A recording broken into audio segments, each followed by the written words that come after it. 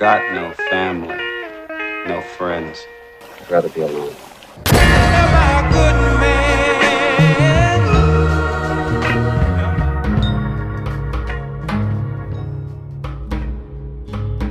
Jake, c'est le portrait d'un homme compliqué, psychologiquement instable et qui a de nombreux démons en lui.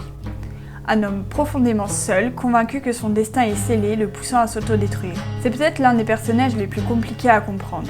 Dans sa solitude, il fait tout pour qu'on le déteste, pour rester à l'écart des autres, mais tout en se sentant terriblement seul et en recherchant constamment une forme de reconnaissance et d'amour. C'est peut-être le personnage qui évolue le moins au cours de la série. Malgré le fait qu'il ait appris de ses erreurs et qu'il se soit adouci au cours des saisons, il reste malgré tout très instable. Il est particulièrement influençable, il est prêt à aller contre ses propres principes, si plus est qu'il ait conscience de ceux qui sont les siens, afin d'être du côté de la majorité ou des personnes qu'il apprécie.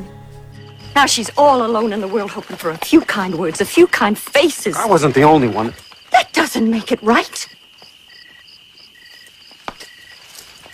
I'm ashamed of you, Jake Slicker. You are a spiteful person. C'est un personnage qui a un passé particulièrement dévoilé dans la série, sans doute pour créer une faille, une brèche dans sa personnalité afin que le spectateur puisse mieux le comprendre. Jake possède un passé détaillé, contrairement à beaucoup de personnages de la série, ce qui lui offre une identité propre que l'on est libre d'aimer ou non, en toute connaissance de cause. Son background n'est pas là pour excuser ses actes, mais surtout pour le rendre plus humain et dévoiler que son vécu l'a rendu tel qu'il est. Un personnage souvent détestable, mais travaillé dans son évolution, ce qui permettra de créer une certaine empathie pour lui. Finalement assez discret lorsque l'on évoque des sentiments, on ne découvre qu'à de rares occasions ce qu'il ressent réellement. Dans ces instants, il se livre, s'offrant sans filtre et devenant enfin lui-même. See this? My ma had one hanging on a 10-penny nail right by the front door. Last thing I saw when I left the house in the morning and the first thing I saw when I come home at night. Just hanging there like a loaded gun waiting for my ma to use whenever she got mad. Only I never knew when that was going to be. Il mérite une profonde empathie ou tout au plus une indulgence parce qu'il n'a jamais eu la chance d'avoir une vie heureuse. Ce qui fait de Jake un personnage brut, viscéral mais attachant, c'est sa volonté de bien faire. Mais à mes yeux, le personnage de Jake est bien plus que ça. Tourmenté et contraint de vivre avec les choix difficiles qu'il a faits, c'est l'un des rares personnages à se remettre en question sur les choses qu'il a pu faire. Même si cela ne le fait pas forcément changer, il en a tout de même conscience en acceptant la fatalité de la situation. Aucune des bonnes actions qu'il pourra accomplir pourra effacer les mauvaises. Jake est un homme que son passé rattrape inéluctablement. Je pense que toutes ces conversations avec Michaela, Dorothy, Teresa ou encore Lorraine lui ont fait prendre conscience qu'il pouvait être quelqu'un de bien. Il ne tient plus qu'à lui de faire les bons choix. Au cours de la série, l'homme irréfléchi et impulsif fait progressivement place à une personne torturée par son âme, déchirée par son bon et son mauvais côté. À la limite du anti-héros, on ne sait pas trop quoi penser de lui. C'est un personnage qui se veut déstabilisant, puisque selon les épisodes, nous l'apprécions puis le détestons. Pourtant, c'est un personnage désespérément seul, qui veut avant tout trouver une famille, perdue depuis bien longtemps. Le personnage de Jake permet également de parler d'un problème répandu depuis de nombreux siècles, l'alcoolisme.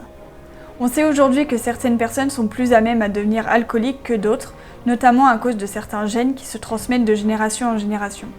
Il est possible que les problèmes d'alcool de Jake soient dus à ça.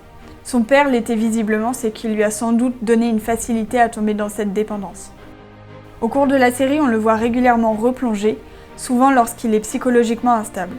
Grâce aux rencontres qu'il a faites, et notamment Teresa, il arrive progressivement à se détacher de ce besoin. Malheureusement, je pense qu'il n'en sera jamais totalement guéri, puisque, rappelons-le, l'alcoolisme est une maladie liée à des perturbations neuronales. Nous ne pouvons qu'espérer que son amour pour Teresa et l'aide médicale de Michaela suffira pour qu'il arrête définitivement. I need to make one promise. To myself and to you. I promise you to do everything in my power to stop drinking and make you proud of me. I promise you to be the best Jake Slicker can be. Sa rencontre avec Teresa le changea radicalement. Pour la première fois de sa vie, il fit passer les intérêts de quelqu'un avant les siens. Visiblement victime d'un coup de foudre, il dut donner le meilleur de lui-même pour devenir la meilleure version de lui-même. Il découvrit une nouvelle façon de vivre dans laquelle il serait aimé et apprécié.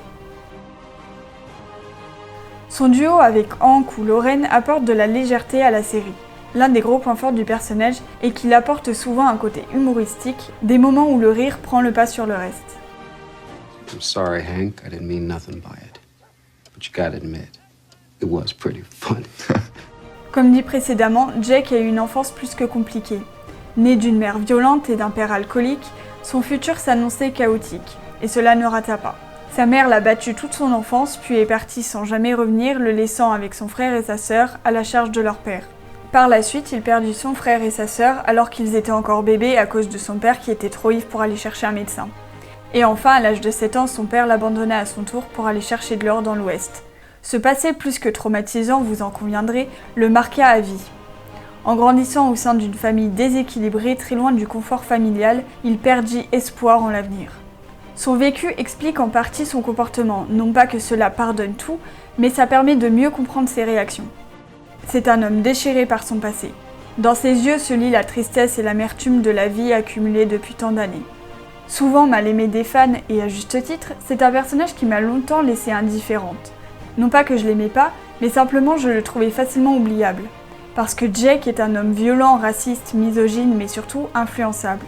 Contrairement au personnage de Hank qui est fidèle à lui-même, quitte à se mettre tout le monde à dos, Jake, lui, change constamment d'avis en rejoignant souvent la majorité ou les personnes importantes à ses yeux. J'ai souvent eu l'impression qu'il ne savait pas lui-même ce qu'il pensait et qu'il se laissait entraîner par l'effet de groupe. J'ai l'impression qu'au cours de la série, il n'a jamais réellement pris de décision par lui-même. Par exemple, lorsque Dorothy et lui ont rompu, ce n'était pas sa décision mais celle de Dorothy, alors que l'on voyait clairement qu'il n'avait plus envie d'être avec elle. Autre exemple, quand il devient maire, c'est seulement parce que Lauren le propose. Il ne se serait sans doute pas proposé sans l'intervention de Lauren. Il ne voulait pas forcément de ce rôle, mais simplement être aimé. Pour moi, c'est pour cette raison qu'il l'a finalement accepté. Mais lorsque l'on se demande si Jake fut un maire qui se préoccupait des besoins des habitants ou juste un homme à la recherche de reconnaissance, on se rend vite compte que la deuxième solution lui correspond bien plus. Parce que soyons honnêtes, ce n'est pas lui qui a apporté de nouvelles idées ou qui a révolutionné l'avancée de la ville. Pour lui, c'était l'opportunité de sa vie pour enfin être utile à quelqu'un, être considéré comme un pilier dans un groupe où il aurait une réelle importance, ce qui ne lui était jamais arrivé auparavant. Mayor Slicker. Get used to the sound of it, Your Honor. Malgré l'indifférence que je ressentais envers lui, j'ai appris à le connaître et à découvrir qu'il renfermait des faiblesses surprenantes et finalement une personnalité fragile remplie d'une certaine tendresse et d'un désespoir certain. Je pense que c'est un personnage un peu sous-exploité, puisque l'on aurait pu traiter plus en profondeur sa psychologie et ses aboutissants. Il aurait été intéressant de s'attarder davantage sur ses qualités que nous n'avons pas forcément beaucoup vues dans la série. Pour conclure, je dirais que Jake n'est pas le meilleur personnage de la série, mais un homme intéressant malgré tout, qui permet de questionner les conséquences d'un passé lourd, un homme mal aimé et seul, s'autodétruisant un petit feu. En rencontrant Teresa, une lueur d'espoir s'est implantée en lui, un espoir de mieux faire, de enfin trouver le bonheur. Finalement, c'est une revanche sur son passé. J'espère que cette vidéo vous aura plu, n'hésitez pas à me dire ce que vous en avez pensé en commentaire et à me donner votre avis sur le personnage de Jake. J'attends vos propositions pour la prochaine vidéo Rétablir la vérité sûre. Merci de m'avoir écouté et à bientôt!